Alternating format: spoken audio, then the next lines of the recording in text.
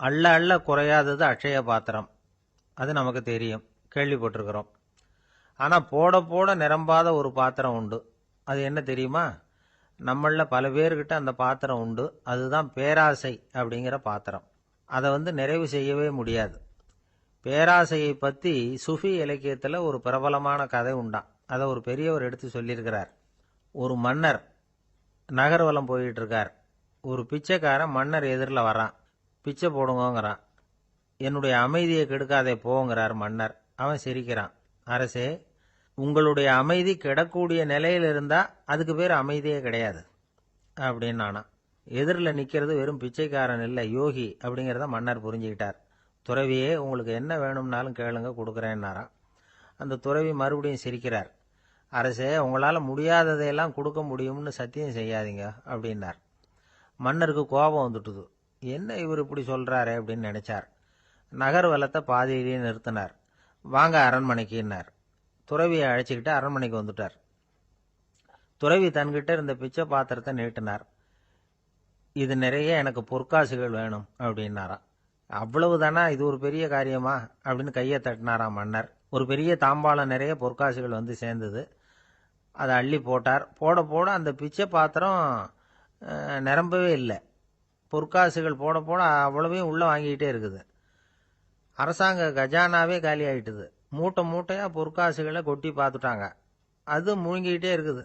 கடைசி வரைக்கும் அந்த பிச்சை பாத்திரம் நிரம்பவே இல்லை. அரசர்கிட்ட இருந்த கர்வம் போயிட்டுது. அப்படியே பொத்துன்னு துறவி காலில் விழுந்தார். அப்போ அந்த துறவி சொன்னாராம், மன்னா, இந்த பிச்சை பாத்திரத்தை உங்களால மட்டும் இல்லை, வேற யாராலையும் நிரப்ப முடியாது. அதுக்கு என்ன காரணம்னா, இது சாதாரண பிச்சை பாத்திரம் இல்லை, பேராசைகளோட வாழ்ந்து செத்து போன ஒரு மனிதனின் மண்டை ஓடுது அப்படின்னாராம். பாருங்க, இதுதான் அந்த சுஃபி இலக்கிய கதை. செத்த பிறகும் நிறைவு இல்லைன்னா அது எப்பேற்பட்ட பேராசையா இருக்கும்னு யோசிச்சு பார்த்துங்க. நம்மால் ஒருத்தர் கல்யாணம் பண்ணிக்க பொண்ணு பார்த்துக்கிட்டு இருந்தார்.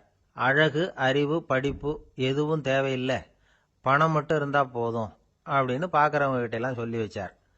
ரொம்ப நாளைக்கு அப்புறம் ஒரு பணக்காரர் கிடைச்சார். அவர் சொன்னார், இதை பாருங்க, எனக்கு 20 வயசுல ஒரு மகள். அவளை நீங்க கல்யாணம் பண்ணிக்கிட்டா 2 லட்சம் பணம் கொடுப்பேன். 25 வயசுல ஒரு பொண்ணு, அவளை கல்யாணம் பண்ணிக்கிட்டா 2.5 லட்சம் தருவேன். 30 வயசுல ஒரு பொண்ணு இருக்கா, அவளை கல்யாணம் பண்ணிக்கிட்டா 3 லட்சம் தருவேன். என்ன சொல்ற அப்படின்னாராம். இவன் கொஞ்ச நேரம் யோசிச்சு பார்த்துருக்கான். அதுக்கப்புறம் மெதுவா அவரை நிமிந்து பார்த்து, ஏன் சார், உங்ககிட்ட 50 வயசுல ஏதாவது பொண்ணு இருக்கா அப்படின்னு கேட்டானா. ஒரு தெருவில் சில சிறுவர்கள் விளையாடிட்டு இருந்தாங்க. ஏதோ ஒரு உயரமான கல்லை நடுத்தெருவில் வச்சு அதை சுற்றி சுற்றி ஓடி வந்துகிட்டு இருக்கிறாங்க. அது என்ன விளையாட்டோ அவங்களுக்கு தான் தெரியும். கொஞ்ச நேரம் அப்படி விளையாடிக்கிட்டு இருந்தவங்க விளையாடி முடிச்சதும் அந்த கல்லை நடுத்தெருவில் அப்படியே விட்டுட்டு அவங்கவுங்க வீட்டுக்கு ஓடி போட்டாங்க. அதுக்கப்புறம் அந்த வழியா 2 பெண்கள் பேசிக்கிட்டே வந்தாங்க. பேச்சு சுவாரஸ்யத்தில் நடுத்தெருவில் இருந்த அந்த கல்லை கவனிக்கல. காலில் இடிச்சுட்டுது, லேசா ரத்தம் வந்துட்டுது. வலி தாங்கலை. காலில் இடிச்சுக்கிட்ட பொண்ணு திட்ட ஆரம்பிச்சுட்டுது. வர வர ஊர் உலகம் ரொம்ப கெட்டு போச்சு, யாருக்கும் பொறுப்பே கிடையாது பாரு, இப்படி நடுத்தருவில் பொறுப்பு இல்லாமல் இப்படி கல்லை போட்டு வச்சிருக்கிறாங்களே, இது நியாயமா அப்படின்னு சொல்லி இந்த சமூகத்தை கடுமையாக விமர்சனம் பண்ணிட்டு அவங்க போயிட்டாங்க. கொஞ்ச நேரம் கழிச்சு ஒரு வாலிபன் அந்த வழியாக வந்தான். அந்த கல்லை பார்த்தான், நின்னா, ஒரு நிமிஷம் யோசனை பண்ணான். என்ன பண்ணலாம்னு பார்த்தான். தன்னுடைய வீரத்தையும் பலத்தையும் காட்டணும்னு நினைச்சான். பின்னாடி போனான். அப்புறம் வேகமா ஓடி ஒரு சின்ன ஹை ஜம்ப், அப்படியே துள்ளி குதிச்சான். துள்ளி குதிச்சு தாண்டி அந்த பக்கமா போய் விழுந்தான். அப்படியே விசில் அடிச்சுக்கிட்டு அவன் பாட்டுக்கு நடந்து போறான். அடுத்தபடியா ஒரு காதல் ஜோடி அந்த வழியா வந்தது. நடுத்தெருவில் கல்லு கண்ணில் பட்டது. அவங்க 2 பேரும் ரொம்ப நெருக்கமா சேர்ந்து வந்துகிட்டு இருக்கிறாங்க. நடுவில் கல் இருக்கிறதுனால கொஞ்ச நேரம் 2 பேரும் விலகி மறுபடியும் இந்த பக்கம் சேர்ந்து போகணும். கொஞ்ச நேரம் நாம பிரிய வேண்டி இருக்குதே அப்படின்னு வருத்தத்தோட முணுமுணுத்துக்கிட்டே இந்த பக்கம் வந்தாங்க. அதுக்கப்புறம் வழக்கம் போல சேர்ந்து அவங்க பாட்டுக்கு எதிர்காலத்தை பத்தி கற்பனை பண்ணிக்கிட்டே போயிட்டாங்க. கடைசியா அந்த வழியா பார்வை இல்லாத ஒருத்தர் வந்துகிட்டு இருக்கார். அவர் கையில வழக்கமா வச்சிருக்கிற அந்த ஊன்றுகோல், கையில் இருக்கிற அந்த ஊன்றுகோலால தனக்கு முன்னாடி அப்படியும் இப்படியும் அப்படியே தட்டிக்கிட்டு பார்த்துக்கிட்டே அவர் மெதுவா நடந்து வந்துகிட்டு இருக்கிறார். வழியில இருக்கிற அந்த கல்லு தட்டுப்பட்டது. உடனே நடுத்தெருவில் ஒரு கல் இருக்குங்கிறத அவர் புரிஞ்சுக்கிட்டார். உடனே குனிஞ்சார். அந்த கல்லை தடவி பார்த்து எடுத்தார். தெரு ஓரமாக கொண்டுட்டு போய் போட்டார். அதுக்கப்புறம் அவர் பாட்டுக்கு அவர் வழியில் நடந்து போனார்.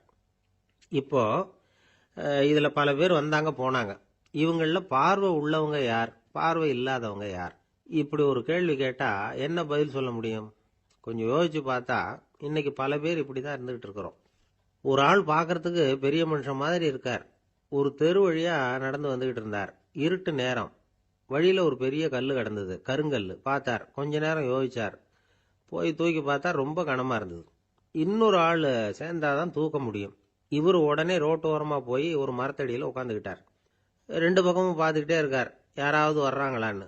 கொஞ்ச நேரத்தில் ஒருத்தர் வந்தார், இவருக்கு தெரிஞ்சவர். என்னங்க இந்த நேரத்தில் இங்கே உட்காந்துருக்குறீங்கன்னு கேட்டார் அவர். அதோ அந்த கருங்கல் அப்படின்னு சுட்டி காட்டினார். ஓ, அதை தூக்கி ஓரமாக போடணுமா? வாங்க ரெண்டு பேரும் தூக்கலான்னார் வந்தவர். நான் அதுக்காக உட்காந்துருக்கலன்னார் இவர். பின்ன வேற எதுக்காகன்னார் அவர். ஒரு மனுஷன் கருங்கல்லில் காலை இடிச்சுக்கிட்டான்னா எப்படி துள்ளுவான்னு பார்க்கணுங்கிறது எனக்கு ரொம்ப நாளாக ஒரு ஆசை. அதுக்காக தான் உட்காந்துருக்கிறேன் அப்படின்னாராம். ஒரு பெரியவர் உட்காந்துருக்கிறார். அவரை சுற்றி அவருடைய தோழர்கள் உட்காந்துருக்கிறாங்க. ஏதோ ஒரு முக்கியமான செய்தியை அவர் அவங்களுக்கு சொல்லிகிட்டு இருக்கிறார். அவங்களும் ஆர்வமாக கேட்டுக்கிட்டு இருக்கிறாங்க. இந்த சமயத்தில் யாரோ ஒரு ஆள் வேகமாக அங்கே வர்றார். வர்ற வேகத்திலேயே எனக்கு ஏதாவது உதவி செய்யுங்க அப்படின்னு கேட்டுக்கிட்டே வர்றார். கேட்கறது உதவி, ஆனால் குரல் மிரட்டுறது மாதிரி இருக்கு, அதட்டி கேட்கறது மாதிரி இருக்கு. இதை கேட்டதும் அந்த பெரியவர் ஆத்திரப்படலை, ஆனால் அவரை சுற்றி இருந்தவங்க ஆத்திரப்பட்டாங்க. இதை பெரியவர் கவனிச்சார். கொஞ்சம் அமைதியாக இருங்கன்னார். வந்தவரை கூப்பிட்டார். அவருக்கு சில பொருள்களை கொடுத்தார். என்னங்க இப்போ உங்களுக்கு மகிழ்ச்சி தானே அப்படின்னார். ஆ அப்படின்னு அலட்சியமா அவர் சொல்கிறார். நான் உங்களை நல்ல முறையில் நடத்தினேன்னா அப்படின்னு கேட்குறாரு அவர் மறுபடியும். அதெல்லாம் ஒன்றும் இல்லை அப்படின்னு சொல்லி அவர் சொல்லிகிட்டு இருக்கிறாரு. குரலில் கடுமை குறையில. சுற்றி இருந்தவங்களால இதை பொறுத்துக்க முடியல. கோபத்தோடு அவரை நோக்கி நெருங்க ஆரம்பித்தாங்க. பெரியவர் அவங்களையெல்லாம் தடுத்து நிறுத்தினார். வந்தவரை வாங்க என்னோட அப்படின்னு சொல்லி அழைச்சிட்டு போனார். வீட்டுக்கு போனார். அங்கே போனதும் இன்னும் சில பொருள்களை எடுத்து அவர்கிட்ட கொடுத்தார். இப்போ திருப்தி தானே, நான் உங்ககிட்ட நல்ல முறையில் நடந்துக்கிட்டேனா அப்படின்னார். அவர் முகம் இப்போ தான் கொஞ்சம் மலர்ந்தது. ரொம்ப நன்றி, இறைவன் உங்கள் குடும்பத்துக்கு எல்லா நன்மைகளையும் செய்வான் அப்படின்னு சொன்னார். இதே வார்த்தைகளை என்னுடைய தோழர்கள்கிட்டே சொல்லிட்டீங்கன்னா அவங்க கோபம் தணிஞ்சிரும். வர முடியுமான்னார். கண்டிப்பாக வர்றேன் அப்படின்னாரு. மறுநாள் காலையில் அந்த இடத்துக்கு வந்தார். அதே மாதிரி சொல்லிவிட்டு அவர் போயிட்டார். தோழர்கள்லாம் ரொம்ப வியப்போடு பெரியவரை பார்த்தாங்க. அந்த பெரியவர் தான் நபிகள் நாயகம். அவர் சொன்னார், ஒருத்தன் ரொம்ப ஆசையாக ஒரு ஒட்டகத்தை வளர்த்துக்கிட்டு வந்தான். ஒரு நாள் அந்த ஒட்டகம் கயத்தை அறுத்துக்கிட்டு ஓடி போயிட்டுது. அக்கம் பக்கத்தில் இருக்கிறவங்கெல்லாம் அந்த ஒட்டகத்தை பிடிக்கிறதுக்கு முயற்சி பண்ணாங்க. அதை துரத்திக்கிட்டு ஓடினாங்க.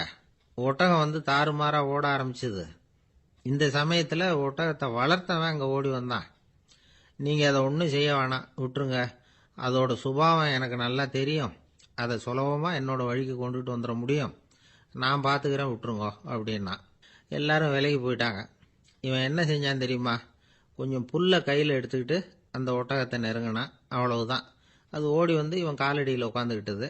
செல்லமாக அதை அப்படியே தடவி கொடுத்தான். முதுகில் ஏறி உட்காந்துக்கிட்டான். அது பாட்டுக்கு சாதுவாக நடந்து போகுது. இந்த கதையை நபிகள் நாயகம் தம்முடைய தோழர்களுக்கு சொல்றார். ஒட்டகத்தை மட்டும் இல்லை, சில மனிதர்களையும் கூட சில விதத்தில் அணுகிதான் அவர்களை சீர்திருத்த வேண்டியிருக்குது அப்படிங்கிறத அவங்களுக்கு உணர்த்தினார். இது ஒரு அழகான உளவியல் அணுகுமுறை. சில குடும்ப தலைவர்கள் கூட இந்த ஒட்டகம் மாதிரி நடந்துகிறது உண்டு. அப்புறம் அடங்கி போகிறதும் உண்டு. ஒரு குடும்ப தலைவர் காலையில் எழுந்திரிச்சதுலேருந்து சத்தம் போட்டு கத்திக்கிட்டு இருப்பார். பக்கத்தில் இருந்தவங்கெல்லாம் ஓடி போய் சமாதானம் பண்ணி பார்த்தாங்க. அவர் ஓயறது மாதிரி தெரியல. கடைசியில் அவர் மனைவி வந்தாங்க. நீங்கள் எல்லாம் விலகி போயிடுங்க, அவர் சுபாவம் எனக்கு தெரியும், நான் பார்த்துக்கிறேன் அப்படின்னாங்க. சரின்னு எல்லாரும் போயிட்டாங்க. சாயந்தரமாக பார்க்குறாங்க, அவர் சத்தம் இல்லாமல் ஒரு மூலையில் உட்காந்துருக்கிறார். ரொம்ப சாதுவா. ஆச்சரியமாக இருந்தது. என்னம்மா பண்ணீங்கன்னு கேட்டாங்க. அது ஒன்றும் இல்லைங்க, ஒரு வேளை சாப்பாட்டை நிறுத்தினேன், பட்னி போட்டேன், அவ்வளவுதான் அப்படின்னாங்க அந்த அம்மா. இந்த உலகத்தில் எவ்வளவோ உயிரினங்கள் இருக்கு. ஒவ்வொன்றும் ஒவ்வொரு விதமாக சண்டை போடுது. இப்போ 2 மாடு சண்டை போட்டுக்குதுன்னு வச்சுங்க, என்ன பண்ணும்? 2 முட்டிக்கும். அதுக்கு சண்டை போடுறதுக்கு ஆயுதமாக உபயோகப்படுறது அதோட கொம்பு. 2 சேவல் சண்டை போட்டுக்குதுன்னு வச்சுங்க, அதுக்கு ஆயுதமாக உபயோகப்படுறது அதோட கால் நகம். காலால் தான் அது ஒன்றோட ஒன்று சண்டை போட்டுக்கும். ஆனால் 2 மனுஷன் சண்டை போட்டுக்கிறான்னு வச்சுங்க, இவன் இன்னதை தான் ஆயுதமாக உபயோகப்படுத்துவான்னு குறிப்பிட்டு சொல்ல முடியாது. கல்லை எடுப்பான், கத்தி எடுப்பான், துப்பாக்கி எடுப்பான், என்ன வேணாலும் பண்ணுவான். வாயால் திட்டுவான், கையால் அடிப்பான், காலால் உதைப்பான், சகலகலா வல்லவன். விலங்குகள்லாம் பொதுவாக வாயை சாப்பிட்றதுக்கு மட்டும்தான் உபயோகப்படுத்துது. ஆனால் இவனுக்கு சாப்பிட்றதுக்கும் அதுதான், சாப்பிட்டு விட்டு திட்டுறதுக்கும் அதுதான். ஆனால் ஒரு விஷயத்தில் மட்டும் கெட்டிக்காரன். அதாவது நாம் சண்டை போட்டுக்கிட்டாலும் பரவாயில்லை, கோழிகள் சண்டை போடாமல் இருக்கணும் அப்படின்னு ஆசைப்படுறான். எதுக்காக? கோழிகள் சண்டை போடாமல் இருந்தால் நிறைய முட்டைகள் போடுமா, அதுக்காக தான் இந்த அக்கறை. கோழி பண்ணை வச்சிருக்கிறவங்களுக்கு இது ஒரு பெரிய பிரச்சனை. அதாவது பண்ணையில் இருக்கிற கோழிகளுக்குள்ளே அடிக்கடி சண்டை வந்துடும். அதனால் முட்டை உற்பத்தி குறைஞ்சிரும். சரி, இதுக்கு என்ன பண்ணுறது? பண்ணையில் போய் உட்காந்துக்கிட்டு தினமும் பஞ்சாயத்து பேசிகிட்டு இருக்க முடியுமா? அமெரிக்காவில் கோழி பண்ணை வச்சிருக்கிற ஒருத்தர் இதை பற்றி யோசனை பண்ணி பார்த்தாராம். ஒரு வழியையும் கண்டுபிடிச்சிருக்கார். கோழிக்கெல்லாம் மூக்கு கண்ணாடி மாட்டி விட்டுட்டோம்னா அது சண்டை போடுற குணம் குறைஞ்சிரும், முட்டை அதிகமாகிடும். அந்த கண்ணாடியில் உள்ள லென்ஸ் சிவப்பு நிறத்தில் இருக்கணும், அவ்வளவுதான் அப்படின்னு அவர் கண்டுபிடிச்சாராம். இது ஏற்கனவே நடைமுறையில் கண்டுபிடிக்கப்பட்ட ஒரு விஷயம். ஆனால் எல்லா கோழிக்கும் சிவப்பு மூக்கு கண்ணாடி எப்படி மாட்டி விடுறது? அப்படியே மாட்டி விட்டாலும் அது நழுவாமல் இருக்கணுமே. இப்போ நாமெல்லாம் நடு விரலால் மூக்கு கண்ணாடி நடுவில் தொட்டு அப்படி ஸ்டைலாக சரி பண்ணிக்கிறோம். அது மாதிரி கோழி எப்படி சரி பண்ணிக்கும்? இதுதான் பிரச்சனை. இதுக்கு அவர் என்ன வழி கண்டுபிடிச்சாருன்னா, கோழிக்கெல்லாம் மூக்கு கண்ணாடிக்கு பதிலாக விழியொட்டு வில்லைகள், கான்டாக்ட் லென்ஸ், அதை பொருத்தி விட்டா என்ன அப்படின்னு யோசனை பண்ணார். அதே மாதிரி பண்ணார். அதே மாதிரி செஞ்சு பார்த்தார், வெற்றி. அதுக்கப்புறம் கோழியெல்லாம் சண்டை போட்டுக்கலையாம், சமாதான பிரியர்கள் ஆகிட்டு தான். கோழிகளுக்கு இயல்பாகவே சண்டை போடுற குணம் உண்டு. ஆனால் அதோட கண்ணுக்கு பார்க்குற பொருள்லாம் ரோஜா நிறத்துலையோ அல்லது இன்னும் சொல்ல போனால் அழுத்தமான சிவப்பு நிறத்துலையோ தெரிஞ்சதுன்னா சண்டை போடுற குணம் குறைஞ்சிருதான். அந்த சமயத்தில் அது அதிகமாகவும் முட்டையிட ஆரம்பிச்சுடுதான். அதே நேரத்தில் இறை எடுக்கிறத கூட குறைச்சிக்குதான். இது ஏன் இப்படி பண்ணுதுங்கிறது விஞ்ஞானிகளுக்கு இன்னமும் புரியலையா. எப்படியோ அமெரிக்க கோழிகள்லாம் கான்டாக்ட் லென்ஸ் பொருத்திக்க ஆரம்பிச்சாச்சு. கோழி கழுத்தை பிடிச்சிக்கிட்டு ஒரு சில வினாடிகளில் அதை பொருத்தி போடுறாங்களாம். கோழியோட ஆயுள் பூரா அது அப்படியே இருக்குமா. பண்ணையில் முட்டை உற்பத்தி குறைஞ்சா இது மாதிரி விஞ்ஞானபூர்வமாக பரிகாரம் தேடுறது தான் நல்லது. நமக்கு வேண்டியப்பட்ட ஒருத்தர், அவர் ஒரு கோழி பண்ணை வச்சுருந்தார். அந்த பண்ணையில் பாதி கோழி திடீர்னு செத்து போச்சு. உடனே ஒரு கால்நடை மருத்துவர்கிட்ட போக வேண்டியது தானே. அங்கே போகல. உள்ளூரில் மந்திரம் பண்ணிகிட்டு இருந்த ஒரு சாமியார்கிட்ட போனார். அவர் காலில் விழுந்தார். சாமி, என் பண்ணையில் பாதி கோழி செத்து போட்டுதுன்னார். சாமியார் யோசனை பண்ணார்.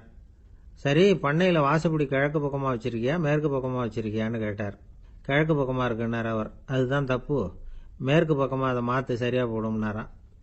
அதே போல் இவர் போய் மாற்றிவிட்டார். அப்பவும் பாதி செத்து போச்சு. மறுபடியும் சொன்னார், சாமி மறுபடியும் பாதி கோழி செத்து போட்டுதேன்னார். சரி, கூரை எப்படி போட்டிருக்க, ஓடு போட்டிருக்கியா இல்லை கீத்து போட்டிருக்கியான்னார். ஓடு போட்டிருக்கேன்னாராம் அவர். அதுதான் தப்பு, அது கீத்து போட்டுரு, சரியாக போடும்னாராம். சரின்னு போய் அதையும் மாற்றி பார்த்தார். மறுபடியும் போயிட்டுது, கோழி செத்து போச்சு. வந்தார். மறுபடியும் பாதி செத்து போச்சு சாமின்னு வந்தார். இவரும் யோசனையை மாற்றி மாற்றி சொல்லிகிட்டே இருக்கிறார். இப்படி அவரும் மாற்றி மாற்றி பார்த்தார். 6வது தடவையாக அவரை தேடிட்டு வந்தார். அந்த சமயத்தில் இவர் ரொம்ப தீவிரமாக யோசனை பண்ணி பார்த்துட்டு, அது சரிப்பா, நீயும் என்கிட்ட சளைக்காமல் வந்துக்கிட்டு இருக்கிற, நானும் யோசனை சொல்லிகிட்டு இருக்கேன். இப்பவும் உங்ககிட்ட சொல்கிறதுக்கு என்கிட்ட யோசனை நிறையா இருக்குது. ஆனால் சோதிக்கிறதுக்கு உங்ககிட்ட கோழி இல்லையே, என்ன பண்ணுறது அப்படின்னாராம் இவர். வங்க நாவலாசிரியர் சரத் சந்திரர் ஒரு நண்பர் அவர்கிட்ட வந்தார். வழக்கமாக எல்லா எழுத்தாளர்கள்கிட்டையும் கேட்குற ஒரு கேள்வியை கேட்டார். நீங்கள் எழுத்துத்துறைக்கு வந்தது எப்படி? இதுதான் கேள்வி. அதை தெரிஞ்சு என்ன பிரயோஜனம்னார் சரத் சந்திரர். சும்மா சொல்லுங்களேன், தெரிஞ்சுக்கிறேன் அப்படின்னார் வந்தவர். சரி சொல்கிறேன்னு ஆரம்பித்தார். நான் ரங்கூனில் வேலை பார்த்துக்கிட்டு இருந்தேன். சம்பளம் பத்தல. வேலையும் பார்த்துக்கிட்டு ஒரு பலசரக்கு கடை வைக்கலாம்னு நினச்சேன். என்னால் மளிகை கடை வச்சு சரியாக நடத்த முடியுமாங்கிற சந்தேகம் என் மனைவிக்கு. அதை சோதனை பண்ணி பார்க்கணுங்கிறதுக்காக சில பொருள்களின் அளவு, அதோட விலை, இப்படி சிலதை சொல்லி எல்லாத்தையும் மனக்கணக்காக கூட்டி போட சொன்னாங்க. என்னால் சரியாக கூட்டி சொல்ல முடியல. உங்களால் மளிகை கடை நடத்த முடியாதுன்னு சொல்லிவிட்டாங்க. உடனே என்ன பண்ணுறது, வேற வழி இல்லை, கதை எழுத ஆரம்பிச்சிட்டேன் அப்படின்னார். கேட்டவருக்கு சிரிப்பு வந்துட்டு தான். சரத் சந்திரர் ஒரு பக்கம் சீரியஸான நாவல்கள், சிறுகதைகள் எழுதியிருந்தாலும் அவருடைய இன்னொரு பக்கம் வேற விதம். நண்பர்கள்கிட்ட பேசும்பொழுதும் சரி, அவர்களுக்கு கடிதங்கள் எழுதும் போதும் சரி, கேலியும் கிண்டலும் நகைச்சுவை உணர்வும் அதிகமாக இருக்கும். காந்திஜி ஒரு சமயம் கல்கத்தாவுக்கு வந்திருந்தார். தேசபக்தர்கள் பல பேர் அவர்கிட்ட பேசிக்கிட்டு இருந்தாங்க. அப்போ சரத் சந்திரரும் அங்க இருந்தார். கிரண் சங்கர் ராய் அப்படிங்கிறவரும் அங்க இருந்தார். அவர் சொன்னாராம், காந்திஜியோட பழகிய முதல் வங்காளி நான் தான். போயர் யுத்த காலத்துல இவர் லண்டனுக்கு வந்திருந்தப்போ என்கிட்ட தான் வங்காள மொழி கத்துக்கிட்டார் அப்படின்னாராம். உடனே சரத் சந்திரர் காந்திஜியை பார்த்து, இவர் உங்களுக்கு வங்காள மொழி கத்து கொடுத்தது உண்மைதானா அப்படின்னாராம். ஆமான்னாராம் காந்தி. அதனால தான் உங்களால வங்காள மொழி கத்துக்க முடியல அப்படின்னாராம். எல்லாரும் சிரிச்சாங்களாம். சரத் சந்திரர் சாம்தாபேர் அப்படிங்கிற கிராமத்தில் தங்கியிருந்தார். ஒரு இலக்கிய நிகழ்ச்சியில கலந்துக்கிறதுக்காக. அதுக்காக ஒரு கல்கத்தாவுக்கு போக வேண்டிய சூழ்நிலை. அதுக்காக புறப்பட்டார். அந்த சமயத்தில் பின்னாடி இருந்து யாரோ அவரை கூப்பிட்டாங்க. இப்படி கூப்பிட்டவரை பார்த்து இன்னொருத்தர் யாரோ அதட்டி இருக்கிறாங்க. போகிறவரை ஏன் இப்படி கூப்பிடுறீங்க அப்படின்னு. ஏன் கூப்பிட்டா என்னன்னு கேட்டிருக்கார் சரத் சந்திரர். புறப்படுறவங்கள பின்னாடி இருந்து கூப்பிடுறது அபசகனம், போகிற இடத்துல ஏதாவது ஆபத்து வரலாம் அப்படின்னு அதுக்கு விளக்கம் கொடுத்துருக்கிறார் அவர். உடனே சரத் சந்திரர் சொன்னாராம், இதோ இவங்க என்ன இலக்கிய கூட்டத்துக்கு அழைச்சிட்டு போறாங்களே, இதை விட வேற என்ன ஆபத்து வந்துட போகுது அப்படின்னாராம். இப்படி சரத் சந்திரருக்கு இயல்பாவே நகைச்சுவை உணர்வு உண்டு. அவருடைய நண்பர் ஒருத்தர் வீட்டுக்கு கூப்பிட்டு இருந்தார். அங்க ஒரு கச்சேரிக்கு ஏற்பாடு பண்ணியிருந்தாங்க. சரத் சந்திரருக்கு இயல்பாவே கச்சேரியில நீண்ட ஆலோசனையெல்லாம் கேட்கறதுக்கு பொறுமை இருக்காது. அதனால மெதுவா பாட போறவர் எப்படி அப்படின்னு கேட்டிருக்கார். அவருக்கு ரொம்ப நல்லா பாட தெரியும் அப்படின்னு சொல்லியிருக்கிறாங்க. அதுக்கு சரத் சந்திரர், பாட தெரியுங்கிறது சரி, பாட்டை நிறுத்த தெரியுமா அதை சொல்லுங்க முதல்ல அப்படின்னாராம். என்னுடைய நண்பர் ஒருத்தர் ஆழ்ந்த சிந்தனையில் இருந்தார். என்ன யோசனை பண்றீங்கன்னு கேட்டேன். தலைவர் ஆகணும்னு பார்க்குறேன், அதுதான் என்ன வழின்னு யோசிச்சுக்கிட்டு இருக்கேன்னார்.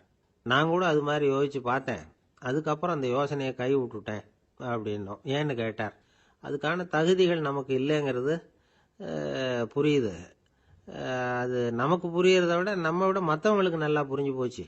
அதனால பேசாம கம்முன்னு இருந்துடுறது தான் நல்லது அப்படின்னோம். தலைவர் ஆகிறதுக்கு தகுதிகள் வேற உண்டோ அப்படின்னு கேட்டார். அவர் யதார்த்தமாக தான் கேட்குறார். நாங்கள் உடனே எங்ககிட்ட இருந்த ஒரு புஸ்தகத்தை எடுத்து அவர்கிட்ட கொடுத்தோம். படித்து பாருங்கன்னு. தலைவர் ஆகிறதுக்கு என்ன வழி அப்படிங்கிறத பற்றி அதில் போட்டிருக்கிறாங்க. முதல் வழி என்ன தெரியுமா? ஒரு 4 பேர் முன்னாடி இல்லைன்னா ஒரு கூட்டத்துக்கு முன்னாடி நீங்கள் பேச போறீங்க. அப்போ எப்படி ஆரம்பிக்கணும்னா, உண்மையான புகழ்ச்சி, நேர்மையான பாராட்டு, இதோடு ஆரம்பிக்கணும். எடுத்ததுமே அது சரியில்லை இது சரியில்லைன்னு பேசிகிட்டு இருக்கக்கூடாது. மக்களை பார்த்து நீங்கள் தான் தப்பு பண்ணிவிட்டீங்க அப்படின்னு நேரடியாக சொல்லக்கூடாது. தவறு இருந்தாலும் அதை மறைமுகமாக ஏதாவது கதை சொல்லி அதிலிருந்து அவங்க புரிஞ்சுக்கிற மாதிரி செய்யணும். அடுத்தவங்க பண்ண தப்பு என்னன்னு அலசறதுக்கு முன்னாடி நீங்கள் பண்ணின தப்பு என்னங்கிறத பற்றியே பேசுங்க. எதுக்கும் நேரடியாக உத்தரவு போட்டுக்கிட்டு இருக்கக்கூடாது. இதை நீங்கள் செய்யணும் அப்படின்னு சொல்கிறதுக்கு பதிலாக நீங்கள் இப்படி செஞ்சால் எப்படி இருக்கும் அப்படின்னு கேள்வி மாதிரி கேட்கணுமா. இப்படி கேட்டால் அது உத்தரவு மாதிரி தெரியாதான். அடுத்தவங்க மரியாதையை காப்பாற்றுறது மாதிரி பேசணுமா. உங்கள் பேச்சு இன்னொருத்தரை அவமானப்படுத்துறது மாதிரி இருக்கக்கூடாதான். ஏண்டா இவங்கிட்ட போய் மாட்டிக்கிட்டோம்னு யாரும் நினச்சிடக்கூடாது. ஒவ்வொரு சின்ன வளர்ச்சியையும் பாராட்டணும். வெற்றி சாதாரணமாக இருந்தாலும் பாராட்டாமல் இருந்துடக்கூடாது. பாராட்டும் பொழுது தாராளமாக இருக்கணும். குறை சொல்லும் பொழுது கவனமாக இருக்கணும். வாய்க்கு வந்தபடி பேசிவிட்டா அதுக்கப்புறம் வகையாக மாட்டிக்கிட்டு முழிக்க வேண்டியிருக்கும். நீங்கள் பேசுறது இன்னொருத்தருக்கு ஒரு கௌரவத்தையும் மரியாதையும் உண்டு பண்ணுறது மாதிரி இருக்கணும். நீங்கள் பேசுறது அடுத்தவங்களுக்கு இருக்கிற கொஞ்ச நெஞ்ச மரியாதையும் எடுத்து விடுறது மாதிரி இருக்கக்கூடாது.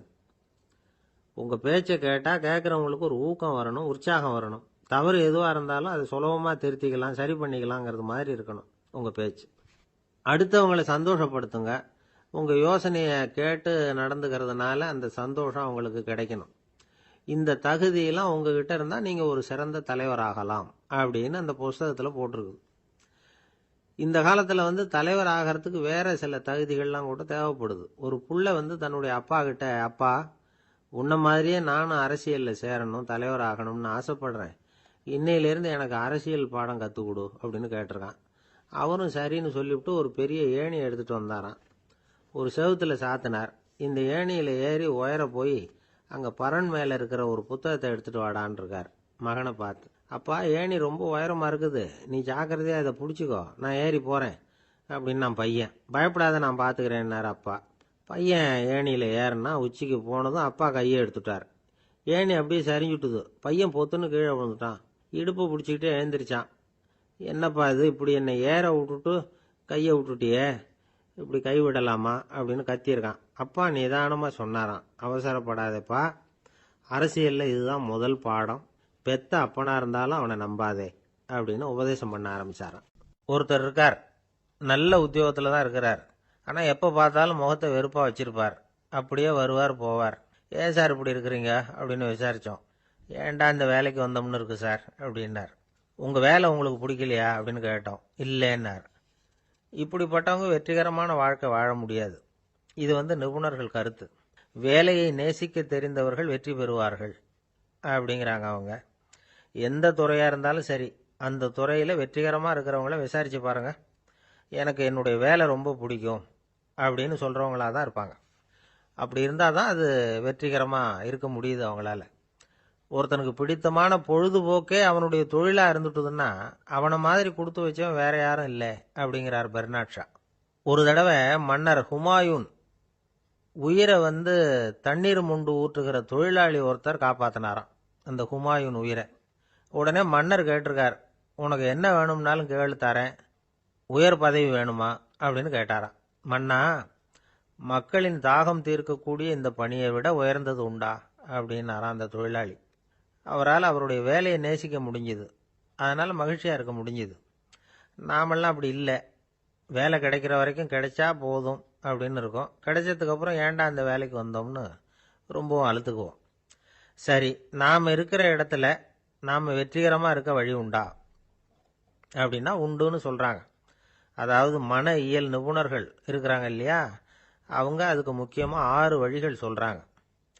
நீங்கள் ஒரு அலுவலகத்தில் வேலை பார்க்குறவரா அப்படின்னா இதை கேளுங்க. அதாவது உங்கள் மேலதிகாரி எதிர்பார்ப்புக்கு தகுந்த மாதிரி உங்கள் வேலை இருக்குதா? அப்படி இல்லைன்னா முதல்ல உங்கள் வேலையின் தரம் உயரணும். உங்களுக்கு மேலே கீழே வேலை பார்க்குற பணியாளர்கள்கிட்ட நல்ல விதமாக பழகுறீங்களா? அந்த உறவு முறையில் ஏதாவது குறை இருந்தால் அதை கண்டுபிடிச்சி சரி பண்ணுங்க. நம்பிக்கைக்கு உரியவர் அப்படின்னு நீங்கள் பேர் எடுக்கணும். நீங்கள் எடுக்கிற முடிவு நல்ல முடிவாக தான் இருக்கும் அப்படின்னு அடுத்தவங்க சொல்லணும். உங்கள் தோற்றத்துக்கு முக்கியத்துவம் கொடுங்க. இது மனம் உடல் ரெண்டும் சம்பந்தப்பட்டது. அதனால் மனசையும் ஆரோக்கியமாக வச்சுருக்கணும், உடம்பையும் ஆரோக்கியமாக வச்சுருக்கணும். உங்களுடைய நிர்வாகம் செயல்படுற விதத்தை நல்லா புரிஞ்சு வச்சுக்கணும். உங்களுடைய நிர்வாகம் இப்போ ஒரு காரியம் செய்யுதுன்னு வச்சுங்க, ஏன் அப்படி செய்யுது, எதுக்காக அப்படி செய்யுது, அதனுடைய குறிக்கோள் என்ன, அது நீடிக்கிறதுக்கு காரணம் என்ன, இதையெல்லாம் தெரிஞ்சுக்கணும். சிரிப்புக்கு வஞ்சகம் பண்ணக்கூடாது. நல்லா சிரிக்கணும், அப்போ தான் அது திரும்ப கிடைக்கும். கடந்த கால தோல்வியை பற்றி கவலைப்படக்கூடாது. முதலாளி விருப்பம் தெரிஞ்சு நடந்துக்கிறது நல்லது தான். அதுக்காக காக்கா பிடிக்கணுங்கிற அவசியம் இல்லை. உங்களுக்கு ஒரு பொறுப்பான வேலை கிடைக்குது, உடனே சத்தம் குழப்பம் அப்படின்னு சூழ்நிலையை இறுக்கமாக ஆக்கிடக்கூடாது. எந்த சூழலையும் இயல்பாக கையாளக்கூடியவர் அப்படிங்கிறத காட்டணும். இதெல்லாம் உங்கள் துறையில் நீங்கள் வெற்றி பெற நிபுணர்கள் சொல்கிற யோசனைகள்.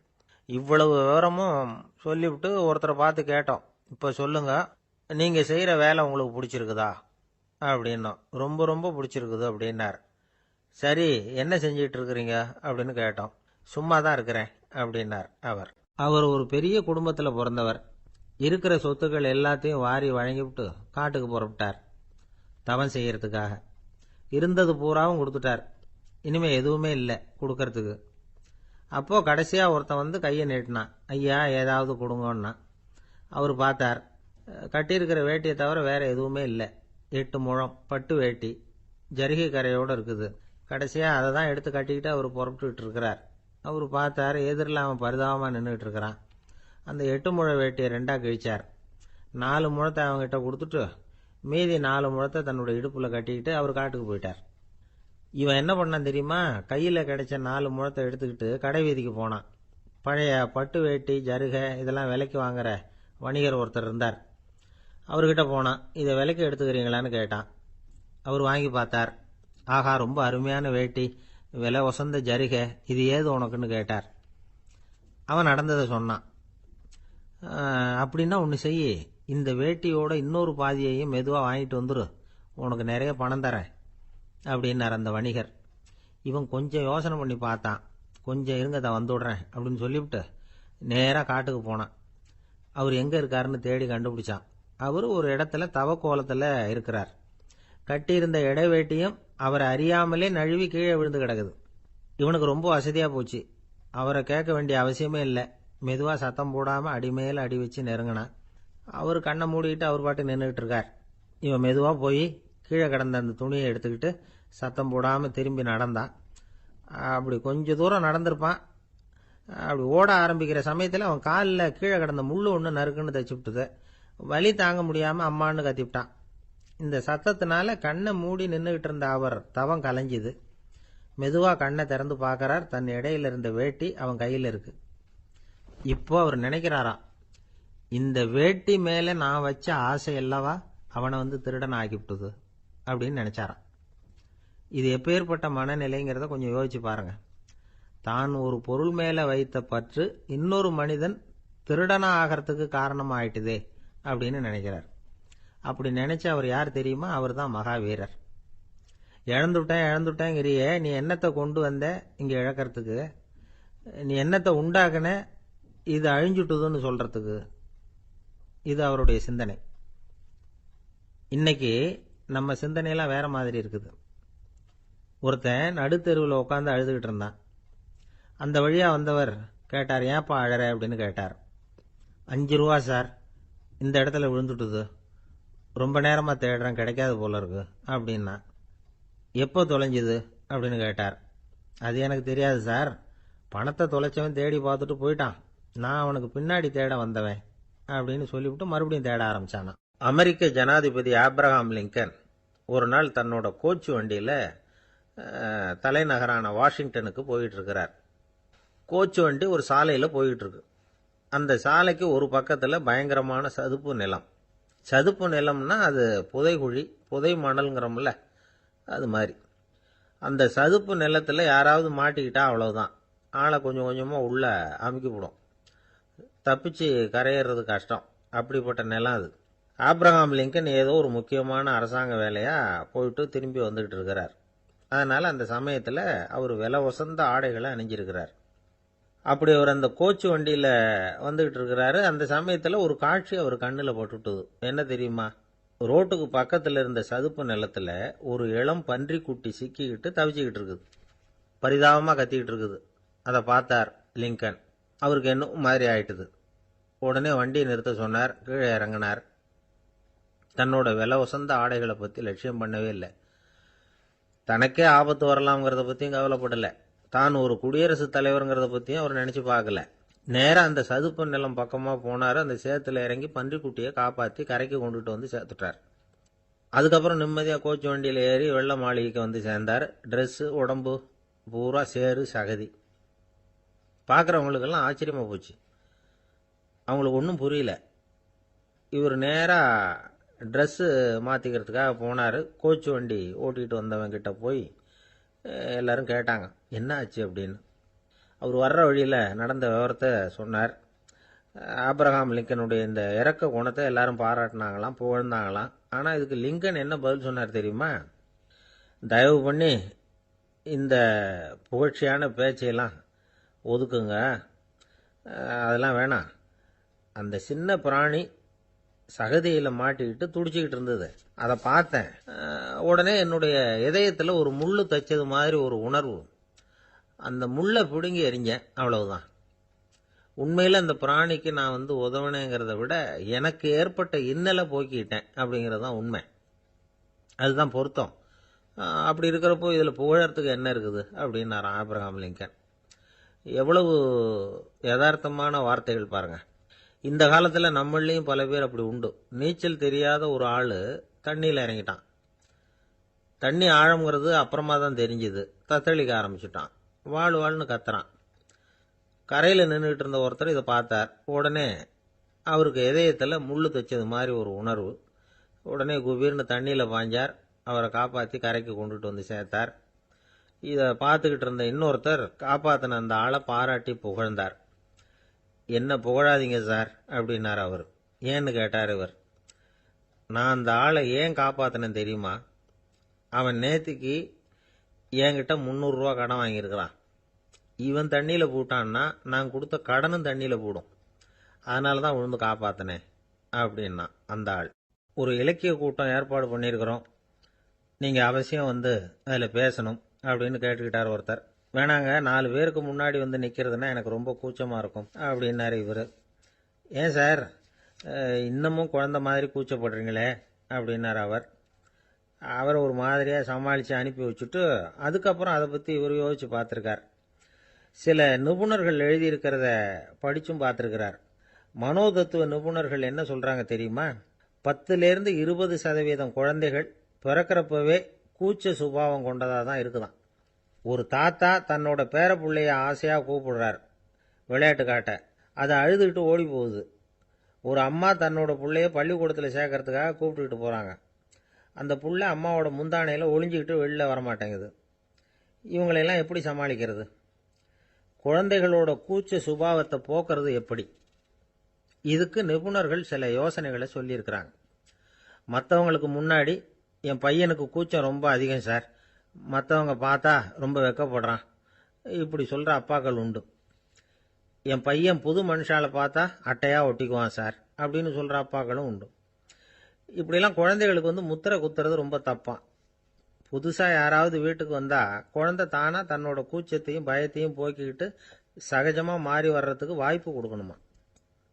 ஒரு கூட்டத்துக்கோ அல்லது சொந்தக்காரங்க கல்யாணத்துக்கோ குழந்தைய அழைச்சிட்டு போகிறீங்க, அங்கே போய் கட்டாயப்படுத்தி குழந்தைய மற்றவங்க கிட்ட பேச சொல்லக்கூடாது. சில சமயம் குழந்தை தானாக தன்னுடைய கூச்ச சுபாவத்தை விட்டு பேசுறதுக்கு முன் வந்தால் அதை பாராட்டணும். குழந்தை கலகலப்பு இல்லாமல் மௌனமாக இருந்ததுன்னா அதையும் கண்டுக்கக்கூடாது. குழந்தை பேச ஆரம்பித்தா அதை ஆர்வத்தோடு கவனிக்க தெரியணும். கலந்து உரையாடுற பழக்கத்தை வீட்லேயே ஆரம்பிக்கலாம். கேட்டதுக்கு பதில் சொல் அப்படின்னு நீங்கள் அதிகாரம் பண்ணிகிட்டு இருக்கக்கூடாது. அது வந்து குழந்தைக்கு பேசுகிற சந்தர்ப்பத்தை குறைச்சிருமா. இப்போ நாம் அதிகாரம் பண்ணால் கேலி செய்கிற பழக்கம் குழந்தைகளை வந்து ரொம்ப பாதிச்சிருமா. பெரியவங்களானதுக்கு அப்புறமும் சில பேர் கூச்சத்தோடவும் பயத்தோடவும் இருக்கிறதுக்கு இதுதான் காரணம். சின்ன வயசில் அவங்கெல்லாம் ஏதாவது கேலிக்கு ஆளாகி இருப்பாங்க. 2வது குழந்தை மூத்த குழந்தைய வந்து கேலிக்கு ஆளாகிற சந்தர்ப்பங்களை கண்டு கேலி பண்ணினா அது இளம் நெஞ்சங்களை விட்டு நீங்கிறதே இல்லையா. எப்பவும் குழந்தையோட நடை உடை பாவனைகளை பற்றி சொல்லிக்கிட்டே இருக்கக்கூடாதான். அதுவே கூச்ச சுபாவத்தை கொண்டுட்டு வந்துருமா. அப்பா எங்கன்னு யாராவது கேட்டால் இது மாதிரி இன்ன காரியத்துக்காக வெளியில் போயிருக்கார், இத்தனை மணிக்கு திரும்பி வருவார் அப்படின்னு சொல்கிற அளவுக்கு குழந்தைகளை வந்து பழக்கப்படுத்தி வைக்கணும். ஃபோன்லேயே யாராவது விசாரித்தா கூட இது மாதிரி பதில் சொல்லு அப்படின்னு சொல்லணும். சின்ன சின்ன மீட்டிங்கில் 4 வார்த்தை பேச தயார் பண்ணலாம். ஒரு கடையிலையோ அல்லது ஹோட்டல்லையோ ஏதாவது விவரம் கேட்கணும்னா உங்கள் குழந்தைய தைரியமாக அனுப்புங்க. குழந்தைகள் பணிவாகவும் பொறுமையாகவும் விவரம் கேட்குறப்போ கூச்ச சுபாவம் தானாக போயிடும். சின்ன வயசுலேயே இப்படிலாம் பழக்கப்படுத்தினாதான் வருங்காலத்தில் தைரியமாக இந்த சமுதாயத்தில் வாழ முடியும். இல்லைன்னா 60 வயசுலேயும் அடுப்பங்கரையை விட்டு வெளில வர்றதுக்கு கூச்சப்பட்டுக்கிட்டு தான் இருக்க வேண்டியிருக்கும். இந்த காலத்து பிள்ளைங்க எவ்வளவோ பரவாயில்ல, எதுக்கும் தயங்குறதில்ல, கூச்சப்படுறதில்ல. ஒரு அம்மா அடுப்பங்கரையிலேருந்து சத்தம் போட்டாங்க, டேய் ராமு, தயவு பண்ணி அந்த டிவியை நிறுத்துறா, அந்த பெண்ணோட குரல் மகா மோசம், அடுப்பங்கரையில் இருக்கிற என்னாலேயே அதை சகிச்சிக்க முடியல அப்படின்னாங்களாம். உடனே பையன் கொஞ்சம் கூட தயங்காமல் பதில் சொல்கிறான், அம்மா இந்த குரல் டிவியிலேருந்து வரல, எதிர்த்த விட்டு மாமி தான் இங்கே வந்திருக்கிறாங்க, அவங்க தான் இப்போ என்னோட பேசிக்கிட்டு இருக்கிறாங்க அப்படின்னானா. ஐயா, உங்கள் பேரை தொடர்ந்து தினம் கேட்டுக்கிட்டு இருக்கிறேன் அப்படின்னார் ஒருத்தர். தொடர்ந்து கேட்குறீங்களே, உங்களுக்கு காது வலிக்கலையா அப்படின்னு கேட்டோம். பேசுகிற உங்களுக்கே வாய் வலிக்கல அப்படிங்கிறப்போ கேட்குற எங்களுக்கு எப்படி காது வலிக்கும் அப்படின்னார். நம்ம உடம்புல ஒரு அதிசயம் என்ன தெரியுமா? ரொம்ப நேரம் நாம் நடக்கிறோம்னு வச்சுக்கோங்க, கால் வலிக்கும். ரொம்ப நேரம் வேலை செஞ்சால் கை வலிக்கும், உடம்பு வலிக்கும். ரொம்ப நேரம் பார்த்துக்கிட்டே இருந்தால் கண்ணு வலிக்கும். ரொம்ப நேரம் பேசிக்கிட்டே இருந்தால் வாய் கூட வலிக்கும். ஆனால் ரொம்ப நேரம் கேட்டுக்கிட்டே இருக்கிறதுனால காது வலிக்கிறது இல்லை. அதனால் கேட்கறதுக்கு முக்கியத்துவம் கொடுத்தாங்க நம்ம பெரியவங்க. திருவள்ளுவர் வந்து தேவையில்லாமல் வார்த்தைகளை உபயோகப்படுத்த மாட்டார். ஒரு திருக்குறள்னு எடுத்துக்கிட்டாவே அதில் மொத்தம் 7 வார்த்தைகள், அவ்வளவுதான். அப்படி 7 வார்த்தைகள் மட்டுமே உள்ள ஒரு திருக்குறளில் வள்ளுவர் ஒரே வார்த்தையை 5 தடவை உபயோகப்படுத்தியிருக்கிறார், திரும்ப திரும்ப பயன்படுத்தியிருக்கிறார். அப்படின்னா அதை எந்த அளவுக்கு வலியுறுத்தி சொல்கிறார் அப்படிங்கிறத நாம் புரிஞ்சுக்கணும். அது என்ன குறள்? செல்வத்துள் செல்வம் செவிச்செல்வம், அச்செல்வம் செல்வத்துள் எல்லாம் தலை. செவிச்செல்வம்ங்கிறது அவ்வளவு முக்கியமானது. கற்றலின் கேட்டல் நன்று. அதிகம் கேட்கணுங்கிறதுக்காகத்தான் எவ்வளவு கேட்டாலும் காது வலிக்கிறது இல்லை. குறைச்சலாக பேசணும், அதிகமாக கேட்கணும். இன்னொரு விஷயம் கவனிங்க. நம்ம உடம்புல கண்ணுக்கு மூடி இருக்குது, எதையாவது நாம் பார்க்க விரும்பலைன்னா உடனே கண்ணை மூடிக்கலாம். நம்ம வாய்க்கு மூடி இருக்குது, பேச விருப்பம் இல்லையா, வாயை மூடிக்கலாம். மூக்குக்கு கூட மூடிக்கிற வசதி இருக்குது, எதையாவது முகர விருப்பம் இல்லையா, மூச்சை அடக்கிக்கலாம். ஆனால் பாருங்க, காதுக்கு மூடி கிடையாது, அதை கையால் தான் மூட முடியும். யார் என்ன சொன்னாலும் அது நல்லதோ கெட்டதோ காதில் விழுந்துக்கிட்டு தான் இருக்கும். அறிவு தான் நல்ல விஷயங்களை எடுத்துக்கிட்டு கெட்ட விஷயங்களை விட்டுடணும். நல்ல கருத்துக்கள் நம்ம காதில் நிறைய விழுந்துக்கிட்டே இருக்கணும். அதை கேட்டு நாம் நல்லபடியாக வாழணுங்கிறது தான் படைப்பின் விருப்பம். ஆன்மீகவாதிகள் கூட ஒன்று சொல்லுவாங்க. அதாவது, ஆன்மீக பாதையில் நீங்கள் முன்னேறணும்னா முதல்ல சிரவணம் செய்யணும்பாங்க. அதாவது பெரியவங்க சொல்கிற நல்ல கருத்துக்களை கேட்கணும் அப்படின்னு அதுக்கு அர்த்தம். அதனால் யார் நல்ல கருத்துக்களை சொன்னாலும் அதை காது கொடுத்து கேளுங்க. இவ்வளவு கருத்துக்களையும் நம்ம நேயர் ஒருத்தர்கிட்ட சொல்லிகிட்டு இருந்தோம். அவரும் சரி சரின்னு தலையாடிக்கிட்டே இருந்தார். அப்புறம் சொன்னார், நீங்கள் சொல்கிறது சரிதான் சார், காதுக்கு மூடி இல்லைங்கிறது ரொம்ப சரி. அதனால தான் உங்கள் தகவல் கூட நாங்கள் விரும்புகிறோமோ இல்லையோ தினம் காதில் விழுந்துக்கிட்டு இருக்குது அப்படின்னார். எங்களுக்கு ரொம்ப பெருமையாக இருந்தது. அப்படியா அப்படின்னோம். ஆனாலும் என்ன மாதிரி சில பேர் நீங்கள் தகவல் சொல்கிற சமயத்தில் காதில் மூடி இல்லையேன்னு சொல்லி கவலைப்படுறதில்ல சார் அப்படின்னார். ஏன்னு கேட்டோம். காதை மூடுறதுக்கு தானே வசதி இல்லை, ரேடியோவை மூடுறதுக்கு வசதி இருக்குதுல்ல, அதனால் டக்குன்னு அதை மூடி வச்சுருவோம் அப்படின்னார். அம்மாக்காரங்களுக்கு அடிக்கடி ஏற்படுற கவலை ஒன்று உண்டு. அதாவது, குழந்தை சரியாக சாப்பிட மாட்டேங்குதே அப்படிங்கிற கவலை. இவங்கெல்லாம் ஒரு விஷயத்தை நல்லா புரிஞ்சுக்கணும். குழந்தைகள்ங்கிறவங்க பெரியவங்க மாதிரி இல்லை. அவங்க கடிகாரத்தில் மணியை பார்த்துட்டு சாப்பிட்றதுக்கு உட்கார்ற ரகம் கிடையாது. பசிச்சா சாப்பிடுவாங்க, இல்லைன்னா விளையாடுவாங்க அல்லது தூங்குவாங்க. அது புரியாமல் அவங்கள கட்டாயப்படுத்தி அல்லது மிரட்டி சாப்பிட வைக்கிறது ரொம்ப தப்பு. ஒரு 8 மாத குழந்தைக்கு 3 மணி நேரத்துக்கு ஒரு தடவை பசிக்கும்.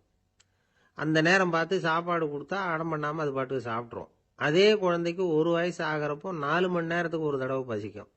இந்த வயசில் இயற்கையாகவே பசி குறைஞ்சிருக்கும். அது புரியாமல் என் குழந்தை முன்னாடி மாதிரி இப்போ சரியாக சாப்பிட மாட்டேங்கிறான் அப்படின்னு சில பேர் டாக்டர்கிட்ட போய் சொல்லிக்கிட்டு இருப்பாங்க.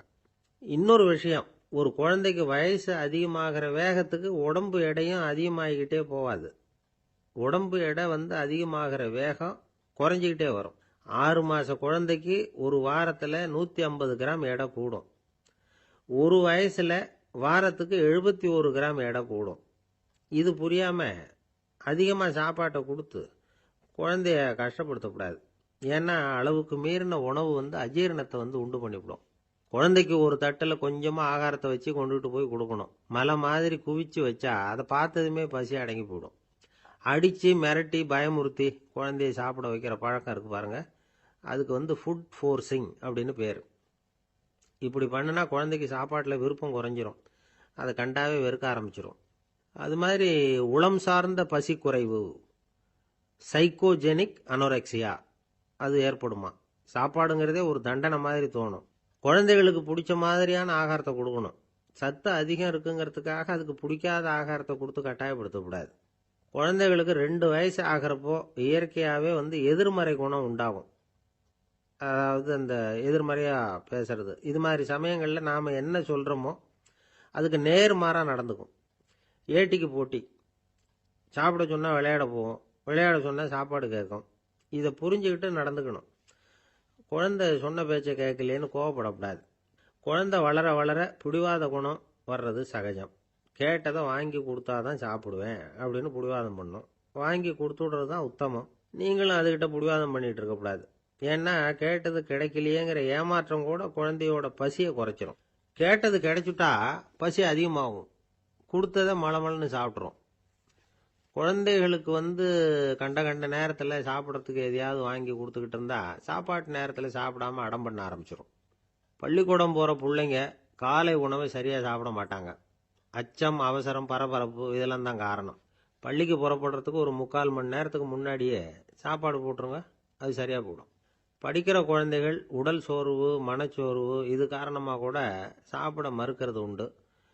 இப்போ உதாரணமாக சாயந்தரம் விளையாடி விட்டு வீட்டுக்கு வந்ததும் சாப்பிட சொன்னால் வேணாம்பாங்க. இது உடல் சோர்வு. ரொம்ப நேரம் வீட்டு பாடங்களை செஞ்சு முடித்த கையோடு சாப்பிட சொன்னாலும் அவங்களால சரியாக சாப்பிட முடியாது. இது உளச்சோர்வு, அதாவது மனச்சோர்வு. இதை தவிர குழந்தைகளுக்கு உடல் நலக்குறைவு ஏற்பட்டால் கூட சாப்பிட மறுக்கிறது உண்டு. சில மருந்து மாத்திரைகள் கூட பசியை குறைச்சிரும். அதனால் சரியாக தெரிஞ்சுக்கிட்டு குழந்தைகளை சாப்பிட வைக்கணும். அது புரியாமல் கையில் சாப்பாட்டு தட்டை வச்சுக்கிட்டு குழந்தைகளை விரட்டிக்கிட்டு அலையக்கூடாது. ஒரு சின்ன பையன் சொன்னான், எங்கள் அம்மா சாப்பாடு போடுறது தெரிஞ்சா நான் உடனே வீட்டை விட்டு வெளியில் ஓடி போடுவேன் அப்படின்னா. ஏன் அப்படி பண்ணுறேன்னு கேட்டோம். எங்கள் அப்பா கூட அது மாதிரி தான் சார் பண்ணுவார் அப்படிங்கிறான். கங்கை கரை தோட்டம் பக்கத்தில் ஒரு ஆசிரமம். அங்கே ஒரு பெரியவர் தங்கியிருக்கிறார். அவர் தான் ராமகிருஷ்ண பரமஹம்சர். அந்த ஆசிரமம் இருந்த இடம் கரக்பூர். வங்காளத்தில் பொதுவாக எல்லாரும் மீன் சாப்பிட்றது உண்டு. கங்கையில் குளிச்சுட்டு கையில் ஒரு மீனோடு வர்றது வழக்கம். இவர் இருக்கிற இடத்துக்கு கங்கையில் படகு வழியாக வரணும். அப்படி தான் எல்லாரும் வருவாங்க. வர்றவங்கள ஒன்று கூட்டி ஆன்மீக விஷயங்களை பற்றி பேசிக்கிட்டு இருப்பார். ஒவ்வொரு நாள் ஒவ்வொருத்தர் நகரத்துக்கு போகணும். வரும்பொழுது மீன் கொண்டுகிட்டு வரணும். அதுக்கு ஒரு அட்டவணையே உண்டு ஆசிரமத்தில். அது பிரகாரம் ஒரு நாள் சுவாமி யோகானந்தர் படகுல போனார். படகை செலுத்தினவங்க ராமகிருஷ்ணரையும் சுவாமி யோகானந்தரையும் மற்றவங்களையும் பித்தர்கள் அப்படின்னு சொல்லி ஏளனமாக பேசினாங்க. அவங்க என்ன பைத்தியம் பிடிச்சவங்க அப்படிங்கிறது மாதிரி. சுவாமி யோகானந்தருக்கு ரொம்ப மென்மையான இதயம். இவங்க இப்படி கண்ணாபின்னான்னு பேசுகிறத பார்த்தா மீனை வாங்கிட்டு திரும்புகிறப்போ என்ன நடக்குமோ அப்படிங்கிற பயம் வேற வந்துட்டுது அவருக்கு. அவ்வளவு மென்மையானவர். இதை தெரிஞ்சுக்கிட்ட ராமகிருஷ்ணர், யோகானந்தா இங்கே வா அப்படின்னு கூப்பிட்டார். இவர் கண்ணீரை தொடச்சிக்கிட்டே கிட்ட போனார். சொன்னார், ஐயா, படகு ஓட்டுறவங்க உங்களை பற்றி மோசமாக பேசுகிறாங்க. என்ன திட்டினா பரவாயில்ல, ஆனால் உங்களை அவங்க திட்டுறாங்க. அதை என்னால் தாங்கிக்க முடியல அப்படின்னார். இதை கேட்டதும் ராமகிருஷ்ணருக்கு கோபம் வந்துட்டு தான். என்னது, உன்னுடைய குருவை பற்றி அவங்க மோசமாக பேசும்பொழுது நீ சும்மா இருந்தியா? வெளியில் போ அப்படின்னு விட்டார்.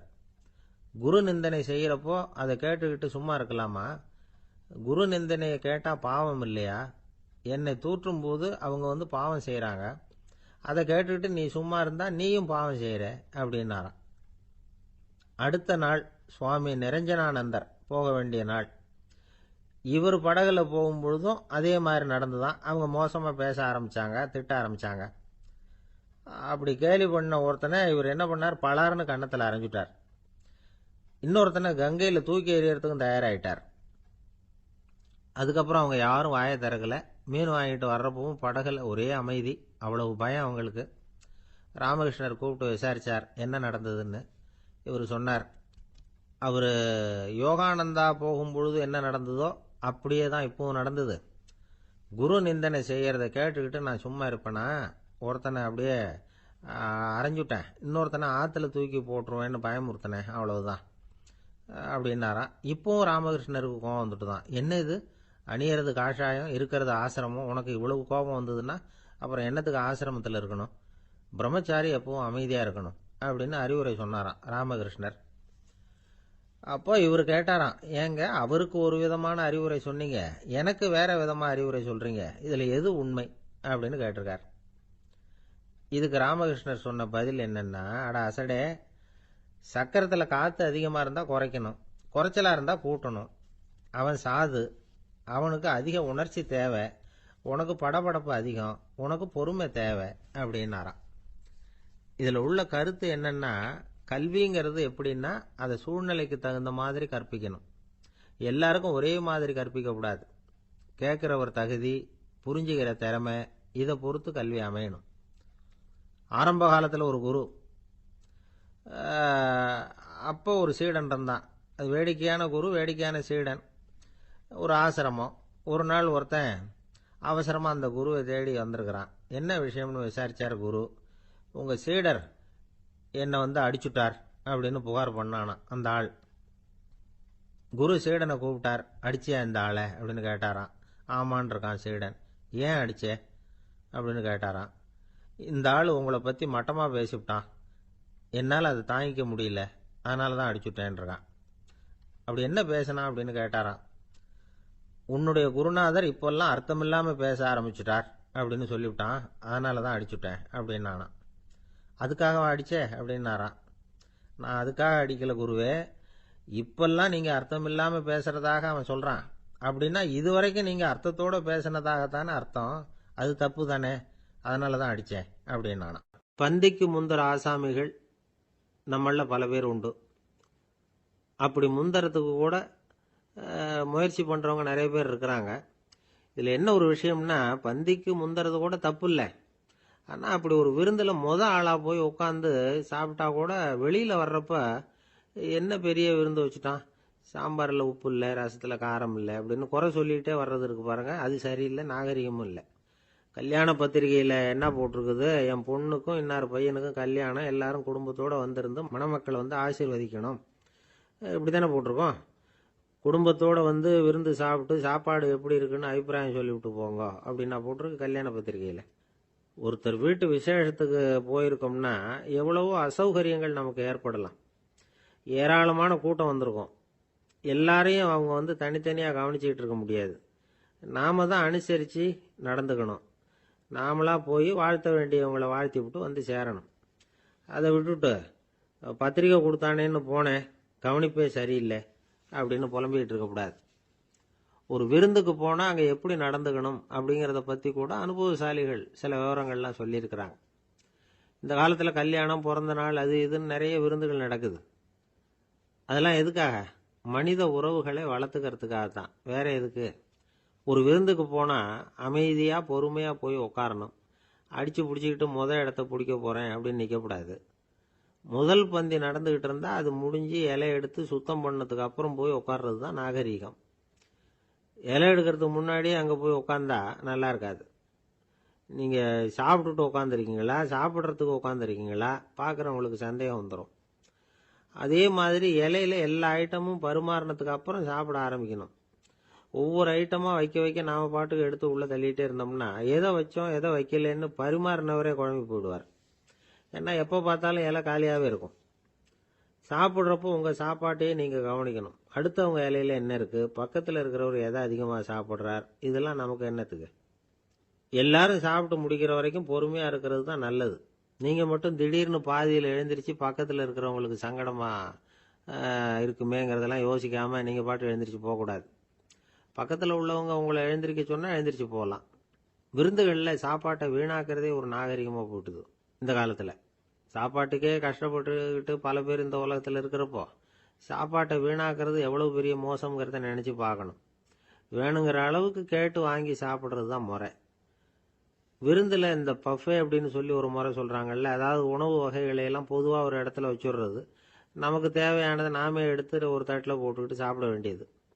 இதில் கூட சில பேர் தேவைக்கு அதிகமாக எடுத்து போட்டுக்கிட்டு வீணாக்குறாங்க. சில சமயம் வந்து கடைசியாக சாப்பிட போகிறவங்களுக்கு எல்லா ஐட்டமும் கிடைக்காம போகலாம். அதை போய் பெருசு பண்ணிகிட்டு இருக்கக்கூடாது. என்ன சார், இந்த அளவுக்கு கூடவா நாகரிகம் தெரியாமல் இருக்கிறோம், இதை போய் பெருசாக சொல்ல வந்துட்டீங்களே அப்படின்னு நினைக்கலாம். ஒருத்தர் 2 பேருக்கு இந்த விவரம் தேவைப்படலாம். அவங்க காதலையும் இது விழட்டுமேங்கிறதுக்காக தான் இது. ஒரு பெரிய கல்யாண விருந்து நடந்துக்கிட்டு இருந்தது. விருந்து மண்டபத்து வாசலில் ஒருத்தர் நின்றுக்கிட்டு வர்றவங்களையெல்லாம் ரொம்ப மரியாதையாக வணங்கி உள்ளே அனுப்பி வச்சுக்கிட்டு இருந்தார். எப்படி தெரியுமா? வர்றவங்க கையெல்லாம் பிடிச்சி முத்தம் கொடுத்து அதுக்கப்புறம் உள்ளே அனுப்பி வச்சுக்கிட்டு இருந்தாராம். கூட்டம்லாம் முடிஞ்சதுக்கப்புறம் அவர்கிட்ட போய் கேட்டிருக்கிறாங்க, சார், நானும் எவ்வளவோ விருந்துகளுக்கு போயிருக்கிறேன், இருந்தாலும் இவ்வளவு மரியாதையாக வர்றவங்க கைக்கெல்லாம் முத்தம் கொடுத்து வரவேற்கிறத இங்கே தான் பார்க்குறேன் அப்படின்னு சொன்னாங்க. அதுக்கு அவர் சொன்னார், அட போங்க சார், நான் முத்தம் கொடுக்கல, முந்தின பந்திக்கு வந்து சாப்பிட்டவங்களே அடுத்த பந்திக்கும் வர்றாங்களான்னு மோந்து பார்த்து அனுப்பி வச்சுக்கிட்டு இருந்தேன் அப்படின்னார். ஒருத்தர் ரொம்ப அவசரமாக போய்கிட்டு இருந்தார். எங்கே சார் போகிறீங்கன்னு கேட்டோம். எனக்கு வேண்டியப்பட்ட ஒருத்தருக்கு குழந்தை பிறந்திருக்கிறதாக செய்தி வந்திருக்கு, அதுதான் ஆஸ்பத்திரிக்கு போயிட்டுருக்கேன், பார்த்துட்டு வரலாம்னு அப்படின்னார். அப்படின்னா கொஞ்சம் இப்படி உட்காருங்க அப்படின்னோம். சில விவரமெல்லாம் சொல்கிறேன், கேட்டுக்கிட்டு போங்க அப்படின்னோம். உட்காந்தார். அப்புறம் சொல்ல ஆரம்பித்தோம். புதுசாக பிறந்திருக்கிற ஒரு குழந்தைய பார்க்க போகிறதுன்னா அது சாதாரண விஷயம் இல்லை. அதில் ரொம்பவும் கவனமாக நடந்துக்கணும். புது குழந்தைக்கு நோய் சுலபமாக தொற்றும். முக்கியமாக காற்று மூலமாக பரவுகிற நோய்கள் சுலபமாக வந்துடும். அதனால் நமக்கு உடம்பு சரியில்லைன்னா குழந்தைய விட்டு கொஞ்சம் தள்ளியே இருக்கிறது தான் நல்லது. பெரியவங்களை பொறுத்த வரைக்கும் சாதாரணமாக உள்ள ஒரு கிருமி கூட குழந்தைய பொறுத்த வரைக்கும் ரொம்ப மோசமான ஒரு கிருமியாக இருக்கும். சில வெளிநாடுகளில் எப்படி தெரியுமா, பிறந்த குழந்தை தூங்கிக்கிட்டு இருக்கிற ஒரு ரூமுக்கு போகணும்னா போகிறவங்க வந்து முகமூடி போட்டுக்கணும், காலணிகளை மாற்றிக்கணும், அவ்வளவு சுத்தமாக உள்ளே போய் பார்த்துட்டு வரணும். பொதுவாக சில ஆஸ்பத்திரிகளில் பார்த்தீங்கன்னா பார்வையாளர்கள் நேரத்தில் விசிட்டிங் ஹவர்ஸ் தாயை விட்டு குழந்தைய தனியாக பிரித்து வச்சுருவாங்க. எதுக்குன்னு நினைக்கிறீங்க? அந்த நேரம் பல பேர் வருவாங்க போவாங்க. அவங்க கை கால் சுத்தமாக இருக்காது. சுத்தம் இல்லாத கைகள் மூலமாக கிருமிகள் பரவும். சுத்தம் இல்லாத கைன்னா மண்ணு தூசி படிஞ்சிருக்கிற கை மட்டும் தான் அர்த்தம் இல்லை. சாலையில் கையை வீசிக்கிட்டு நடந்து வர்றீங்க, குழந்தைய பொறுத்த வரைக்கும் அது கூட சுத்தம் இல்லாத கை தான். தாயை தவிர மற்றவங்க குழந்தைய தூக்காமல் பார்த்துக்கிறது நல்லது. தாய் கூட அளவோட கொஞ்சிறதோட நிறுத்திக்கணும். புதுசாக ஒரு குழந்தைய பெற்றுருக்கிற பொண்ணுக்கிட்ட மற்ற தாய்மார்கள் ஏதாவது சொல்லிக்கிட்டே இருப்பாங்க.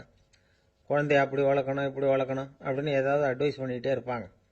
இப்படி ஓவராக அறிவுரை பண்ணுறது அந்த பொண்ணை குழப்பி விட்டுரும். அதனால் அப்படிலாம் பண்ணக்கூடாது. அந்த பெண்ணே ஏதாவது கேட்டால் கூட டாக்டர் சொல்ல வேண்டிய விவரங்களை எல்லாம் நாமே சொல்லிகிட்டு இருக்கக்கூடாது. புதுசாக பிறந்திருக்கிற குழந்தைய மட்டும்தான் இப்படி பார்க்கணும்னு இல்லை. ஒரு நோயாளி குழந்தைய பார்க்க போகிறதுனா கூட ரொம்ப எச்சரிக்கையாக தான் நடந்துக்கணும். ஒரு தின்பண்டமோ விளையாட்டு சாமானோ அந்த குழந்தைக்கு நாம் வாங்கிட்டு போகிறதா வச்சுக்குவோம். அதை நேராக கொண்டுகிட்டு போய் அந்த குழந்தைகிட்டே கொடுக்கக்கூடாது. அதோட அப்பா அம்மா கிட்ட ரகசியமாக கொடுக்கலாம்.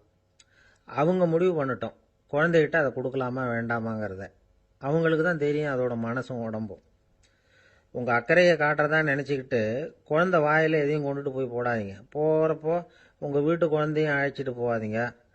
இது நோயை வாங்கிட்டு வந்துடும், அல்லது புதுசாக ஒரு நோயை அதுக்கிட்ட கொடுத்துட்டு வந்துடும். என்னதான் உங்களுக்கு பழக்கமான குழந்தையா இருந்தால் கூட அதுக்கு விருப்பம் இல்லைன்னா பேசக்கூடாது. அங்கே போய் அவங்க பள்ளிக்கூடத்தை ஞாபகப்படுத்திகிட்டு இருக்கக்கூடாது. நோயில் இருக்கிறப்ப ஸ்கூலை பற்றி பேச அது விரும்பாது. ஆஸ்பத்திரியை விட்டு வெளியில் புறப்படுறப்போ குழந்தைகிட்ட சொல்லணும்னு அவசியம் இல்லை. அதோட அப்பா அம்மா கிட்ட சொல்லிவிட்டு புறப்பட்டா போதும். குழந்தை கோபிச்சிக்காது.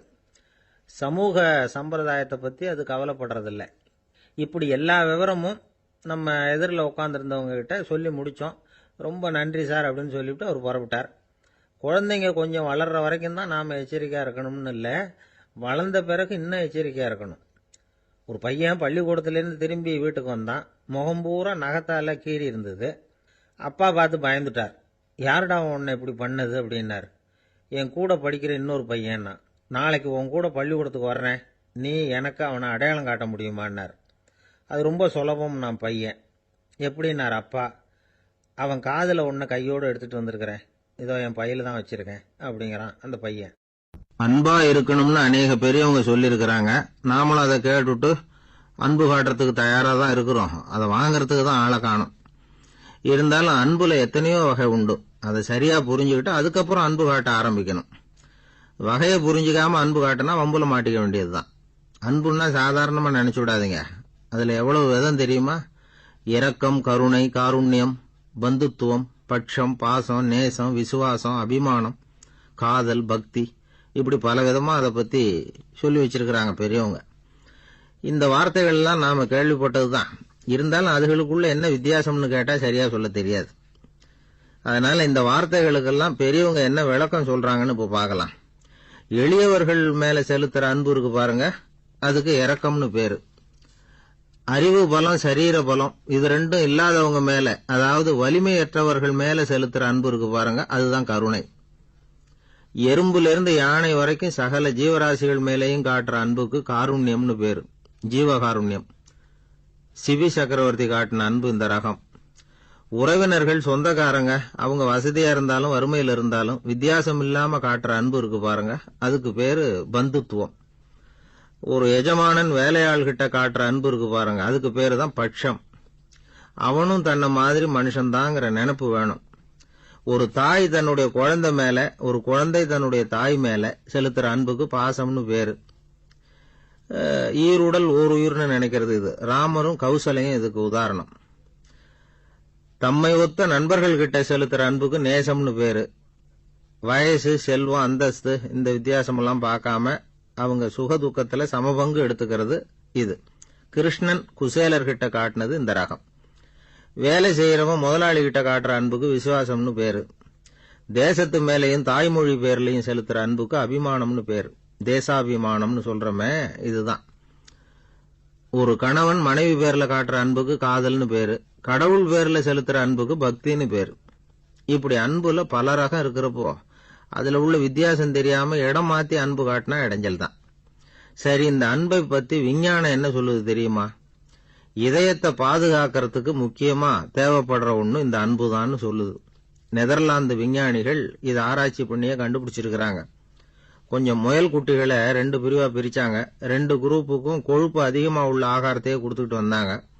ஆனா ஒரு குரூப்புக்கு வெறுமன ஆகாரத்தை கொடுத்ததோட சரி, இன்னொரு குரூப் முயல்களுக்கு ஆகாரம் கொடுத்ததோட நிறுத்திக்கல. அதுக்கு முன்னாடி கூண்டுகளை திறந்து விட்டு முயல்களை கொஞ்ச நேரம் எடுத்து கொஞ்சி விட்டு அதுக்கப்புறமா ஆகாரம் கொடுத்தாராம் ஆராய்ச்சியாளர். இந்த குரூப்புக்கு இதய பாதிப்பு 60% குறைச்சலா இருந்துதான். சில நோயாளிகளுக்கு ஹார்ட் அட்டாக் வந்தாலும் அதை தாங்கிக்கிட்டு குணமாகிற சக்தி அதிகமா இருக்குது. இது எப்படின்னு ஆராய்ச்சி பண்ணி பார்த்துருக்கிறாங்க. அவங்க எல்லாம் மனைவி தன் பேர்ல ரொம்ப அன்பா இருக்கிறதாக நினைக்கிறவங்களா இருக்கிறாங்களாம். இதய நோயாளிகள் பல பேரை சந்திச்சு இதய நோய் ஏற்பட என்ன காரணம்னு கேட்டிருக்கிறாங்க. அவங்க சொன்ன காரணம்லாம் சாப்பாடு சம்பந்தமா இல்லையா, மனைவி அன்பா இல்ல, இப்படிப்பட்ட காரணத்தை தான் சொல்றாங்களாம். அதனால இதயத்தை பாதுகாக்கணும்னு நினைக்கிறவங்க அடுத்தவங்க அன்பா இருக்கிறது மாதிரி பாத்துக்குங்க, அதுதான் முக்கியம். ஒருத்தர் முகம் பூரா பிளாஸ்டரி போட்டுக்கிட்டு வந்தார், ரொம்ப கோபமா. என்னங்க ஆச்சுன்னு விசாரிச்சேன். எல்லாம் உங்களால தான் சார்னார். விவரமா சொல்லுங்களேன். என்ன உங்க தகவலை கேட்டுட்டு ஒரு பூனைக்குட்டியை கையில எடுத்தேன், அன்பா அதை தடவி கொடுக்கறதுக்காக. ஆனா அது முந்திக்கிட்டது, அது என் முகத்தை தடவி கொடுத்துட்டுது, முகம் பூரா நகை கீறல், அதுதான் இப்படி அப்படின்னார். அன்புல அறிவு சேராததுனால வந்த கோளாறு இது. காஞ்சிபுரத்துல பல்லவ ராஜா ஒரு கோவில் கட்டினார், கைலாசநாதர் கோவில். அதுக்கு கும்பாபிஷேகம் பண்றதுக்கு ஒரு நாள் குறிப்பிட்டு அதுக்கு வேண்டிய ஏற்பாடுகள்லாம் பண்ணினார். முதல் காரியமா கடவுளை வேண்டிக்கிட்டார், நீங்க இந்த கும்பாபிஷேகத்துக்கு நேர்ல வந்து கலந்துக்கணும்னார். கடவுள் அந்த ராஜா கனவுல வந்தார். நீ கும்பாபிஷேகம் வச்சிருக்கிற அதே நாள்ல அதே நேரத்துல எனக்கு இன்னொரு ஊர்ல ஒரு கும்பாபிஷேகம் இருக்குது, அதுக்கு போக வேண்டியிருக்கு. அதாவது திருநின்ற ஊர்ல என்னுடைய பக்தர் ஒருத்தர், அவரும் ஒரு கோயில் கட்டி கும்பாபிஷேகம் செய்யறார், நான் அதுக்கு போக வேண்டியிருக்கு, அதனால உன்னுடைய தேதியை நீ மாத்தி வச்சுக்கோ அப்படின்னார். கடவுள் தான் எங்கேயும் இருக்கிறவராச்சே, அவர் நினைச்சா 2 இடத்துலயும் இருந்து கோயில் கும்பாபிஷேகத்தை நடத்த முடியாதா? ஏன் அப்படி செய்யல? அது ஒரு முக்கியமான காரணத்துக்காக தான். திருநின்ற ஊர்ல இருந்த பூசலாருங்கிற அந்த அடியாரின் பெருமையை இந்த உலகத்துக்கு எடுத்து காட்டணுங்கிறதுக்காகத்தான் கடவுள் அந்த ராஜா கிட்ட அப்படி சொன்னார். சரி, அந்த அடியார் அப்படி என்னதான் பெருசா கோயில் கட்டி விட்டார்? ராஜா கட்டின கோயிலை விட பெருசா? அவர் கட்டினது கருங்கல்லாலேயோ மண்ணாலேயோ மரத்தாலேயோ இல்ல. அவர் கட்டின கோயில் வேற மாதிரி. அது மனசால கட்டின கோயில், மனசுக்குள்ள இருக்கிற கோவில், மனக்கோவில். அந்த அடியார் தன்னோட மனசுக்குள்ள மாசக்கணக்கா ஒவ்வொரு கல்லா சேர்த்து கட்டின கோவில். இந்த விஷயம் ராஜாவுக்கு தெரியாது. அவர் என்ன நினைச்சுட்டாரு, அது நாம கட்டின கற்கோயிலை விட ரொம்ப பெருசா இருக்கும் போல இருக்கு அப்படின்னு நினைச்சுட்டாரு. சரி, அப்பேற்பட்ட அந்த கோயிலை தரிசனம் பண்ணிவிட்டு வருவோம் அப்படின்னு நினைச்சு ராஜா திருநின்ற ஊருக்கு போறார். அங்க போய் பார்த்தா கோயிலையும் காணும், ஒன்னையும் காணும். கடைசியில பூசலார் கட்டின மனக்கோவில் தான் அதுங்கிறத அவர் புரிஞ்சுக்கிறார். உடனே அந்த அடியாரின் காலில் விழுந்து வணங்குறார். அவரோ, இது மனசால முயன்ற கோவில், இதுக்கு இத்தனை பெருமையா அப்படின்னு ஆச்சரியப்படுறார். இதுல ஆச்சரியப்படுறதுக்கு ஒண்ணும் இல்ல. ஆண்டவன் விரும்புறது அகபக்தியை தவிர புற தோற்றங்களே அல்ல.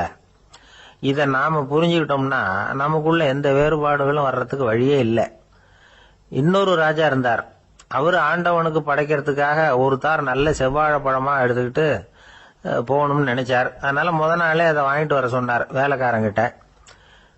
வேலைக்காரன் போனா கடைத்தெருவில் ஒரு தார் பழம் வாங்கினா. வர்ற வழியில அவன் குடிசை, அப்படியே எட்டி பார்த்துட்டு போவோமேன்னு நினைச்சான். போனான். அங்க இவனோட குழந்தை பாவம் பசியால கத்திட்டு இருக்கு. இவன் பார்த்தான், இவ்வளவு பெரிய தாரில் ஒரு 2 பழம் எடுத்தா தெரியவா போகுது அப்படின்னு நினைச்சு ஒரு 2 பழத்தை பிச்சு அந்த குழந்தைகிட்ட கொடுத்தான். அது அதை வாங்கி வயிறார சாப்பிட்டது, பசி அடங்குச்சு, விளையாட போயிட்டுது. இவன் அதுக்கப்புறம் வாழைப்பழத்தை எடுத்துக்கிட்டு அரண்மனைக்கு வந்தான். 2 பழம் பிச்சிருக்கிறது ராஜாவுக்கு தெரிஞ்சு போச்சு. இவன் உண்மையை சொல்லிவிட்டான். உடனே ராஜா, கடவுளுக்கு படைக்க வேண்டிய பொருளை குழந்தை எச்சில் பண்ண விட்டுருக்கியே அப்படின்னு சொல்லி அவனை கட்டி வச்சு சாட்டையால் அடிச்சார் பாவம். மறுநாள் பழத்தை கோயிலுக்கு எடுத்துட்டு போனார். கடவுள் முன்னாடி வச்சார். கடவுள் கண்ணை திறந்து பார்த்தார், பழம்லாம் அழுகி இருக்குது. என்ன இது அழுகி போன பழம் அப்படின்னார். ராஜா முழிச்சார். நல்லா தானே இருந்தது அப்படின்னு நினைச்சார். அப்போ கடவுள் அந்த ராஜா கிட்ட சொன்னாராம், இத பாருப்பா, இந்த தாரில் 2 பழம் தான் நல்ல பழம், அந்த 2 பழங்களையும் நேத்திக்கே நான் சாப்பிட்டுட்டேன் அப்படின்னாராம். அப்பதான் ராஜாவுக்கு புரிஞ்சுது, ஏழை குழந்தையின் பசியை தீர்க்கறதுக்காக உதவுன அந்த 2 பழம் தான் இறைவன் சாப்பிட்ட பழம்னு. இறைவன் இருக்கிற இடம் எது? இதுதான். என்ன சார் உங்க பையன் என்ன செஞ்சுக்கிட்டு இருக்கிறான் இப்போ அப்படின்னு கேட்டார் ஒருத்தர். அடிக்கடி கண்ணாடி முன்னாடி நின்று அழகு பார்த்துக்கிட்டு இருக்கிறான் சார் அப்படின்னாரு அப்பா. இளம் பருவம் இப்படிதான் இருக்கும், அதையெல்லாம் சாதாரணமாக நினச்சிடாதீங்க அப்படின்னாரு அவரு. என்ன சார் சொல்றீங்க, கண்ணாடி முன்னாடி நின்றுக்கிட்டு நேரத்தை வீணாக்கிக்கிட்டு இருக்கான், அதை ஒரு பெரிய விஷயமா நான் நினைக்கணுமா அப்படின்னாரு இவர். இளம் பருவத்தில் இளைஞர்களுக்கும் சின்ன பொண்ணுங்களுக்கும் அடிக்கடி கண்ணாடியில் பார்க்கணும்னு தோணும். அது வெறுமனே அழகு பார்க்கறது மட்டும் இல்லை, அவங்க தங்களையே தேடி கண்டுபிடிக்கிற ஒரு முயற்சி அது. இது ஒரு மனோதத்துவ விளைவு. இது வரைக்கும் சின்ன பிள்ளையா இருந்துட்டோம், இனிமேல் நாமளும் மற்றவங்க மாதிரி மனிதர்கள் தான் அப்படிங்கிற உணர்வு அவங்களுக்கு வருது. தங்களோட முகம் எப்படி இருக்குது, அழகு எப்படி இருக்கு, உடம்பு நேரம் எப்படி இருக்கு, முடி எப்படி இருக்கு அப்படிங்கறதையெல்லாம் கண்டுபிடிக்கிறாங்க. அதுக்கப்புறம் இன்னொரு ஆணோ பொண்ணோ தன்னை கவனிக்கணும் அப்படின்னு நினைக்கிறாங்க. இதெல்லாம் மனோதத்துவ உண்மைகள், இதெல்லாம் இயற்கை. இதை பார்த்துட்டு பெற்றவங்க பிள்ளைங்க கெட்டு போட்டாங்க அப்படின்னு நினைக்கக்கூடாது, அவங்கள திட்டிக்கிட்டே இருக்கக்கூடாது. இன்னைக்கு பல குடும்பங்களில் இதுதான் நடந்துகிட்டு இருக்குது. மனுஷ வாழ்க்கையிலேயே இப்படியும் இல்லாத அப்படியும் இல்லாத ஒரு பருவம் இளம் பருவம். 13லேருந்து 19 வயசுக்கு உட்பட்ட ஆண்கள் பெண்கள் இந்த வகையை சேர்ந்தவங்க, டீனேஜ் குரூப். இவங்களை சின்னவங்கன்னு நினைச்சிட முடியாது, பெரியவங்கன்னு நினைச்சிட முடியாது. இவங்க ரொம்ப சென்சிட்டிவ். சமூகம் நினைச்சா இவங்களை நல்லவங்களாகவும் ஆக்கலாம், கெட்டவங்களாகவும் ஆக்கலாம். கொஞ்சம் அக்கறை எடுத்துக்கிட்டா பெரிய பெரிய மேதைகளையும் விஞ்ஞானிகளையும் உருவாக்கலாம். ஆனால் நடக்கிறது என்ன தெரியுமா, அநேகமாக இவங்களை யாருமே சரியாக புரிஞ்சுக்கிறது இல்லை, இவங்களை சரியாக நடத்துறதும் இல்லை. இது வரைக்கும் நாம் சொல்கிறத கேட்டுக்கிட்டு இருந்தான், இப்பெல்லாம் அவன் இஷ்டத்துக்கு நடக்க ஆரம்பிச்சுட்டான் அப்படின்னு வருத்தப்படுற பெற்றோர்கள் அதிகம். இது வருத்தப்படுற விஷயம் இல்லை, சந்தோஷப்பட வேண்டிய விஷயம். உங்கள் புள்ள சொந்தமாக யோசிக்க ஆரம்பிக்கிறதும் நடந்துக்க ஆரம்பிக்கிறதும் ஒரு தப்பான விஷயமா? அவன் கடைசி வரைக்கும் உங்கள் பேச்சையே கேட்டுக்கிட்டு இருக்கணுங்கிறது என்ன நியாயம்? இன்னைக்கு இளைஞர்களை பெரியவங்க தப்பாக புரிஞ்சுக்கிட்டு தவறாக நடத்துறதுனால தான் அவங்களுக்கு வெறுப்பு, எரிச்சல், மனக்கசப்பு எல்லாம் உண்டாகுது. பெற்றவங்க சரியாக மதிக்கிறது இல்லை அப்படிங்கிற ஒரே காரணத்தினாலேயே வீணா போகிற பிள்ளைங்க இன்னைக்கு அதிகம். சரி, பெற்றவங்களுக்கு இன்னைக்கு என்னதான் புத்தி சொல்ல வர்றீங்க அப்படின்னு கேட்குறீங்களா? நாம எதையும் சொல்ல வரல, ஆனால் அது சம்பந்தமான சில நிபுணர்கள் சொல்லியிருக்கிறத உங்கள் காதில் போட்டு வைக்கலாம். அது என்னன்னா, பிள்ளைங்க கிட்ட அன்பு செலுத்துங்க. குழந்தையா இருந்தப்போ எவ்வளவு பாசமா இருந்தீங்க, வளர வளர அதை ஏன் குறைச்சிக்கிறீங்க? பெற்றவங்களின் அன்பான வார்த்தைகளுக்கு ஏங்குறவங்க தான் இன்றைய இளைஞர்கள். அவங்க எதை சொன்னாலும் அதை அக்கறையாக காது கொடுத்து கேளுங்க, அலட்சியப்படுத்தாதீங்க. அவங்க விரும்புறது உங்ககிட்ட இருந்து ஒரு மதிப்பு, மரியாதை, அங்கீகாரம், இவ்வளவுதான். அவங்க அவங்களாவே முடிவுகள் எடுக்கட்டும், அதுக்கு நீங்க உதவியா இருங்க, அது போதும். மற்றவங்க முன்னாடி, முக்கியமா அவங்க நண்பர்கள் முன்னாடி அவங்கள பத்தி மட்டமா பேசாதீங்க. அவங்க கிட்ட பொய் சொல்லக்கூடாது. நீங்க சொன்னது பொய்ன்னு தெரிஞ்சு போச்சுன்னா உங்க பேர்ல அவங்களுக்கு இருக்கிற மதிப்பு போயிடும், நம்பிக்கை போயிடும். அவங்களுக்கு முன்னாடி நீங்க சண்டை போடக்கூடாது. உங்க பிள்ளைய எப்பவும் இன்னொரு பிள்ளையோட ஒப்பிட்டு பேசுற வேலையே வேணாம். கூட பிறந்த மற்றவங்களோட கூட ஒப்பிடக்கூடாது. இப்படி செஞ்சா அவன் உங்ககிட்டயும் பிரியமா இருக்க மாட்டான், அவங்ககிட்டயும் பிரியமா இருக்க மாட்டான். புள்ள எங்க போறான், என்ன பண்றான் அப்படின்னுலாம் துப்பறிஞ்சிக்கிட்டு இருக்கக்கூடாது. இளைஞர்கள் தனிமையை விரும்புறவங்க. அவங்கள பொட்டியில வச்சு மூடி பாதுகாக்கணும்னு நினைக்கக்கூடாது. அவங்கள எப்படி பாதுகாக்கிறது அப்படிங்கிறது அவங்களுக்கே தெரியும்.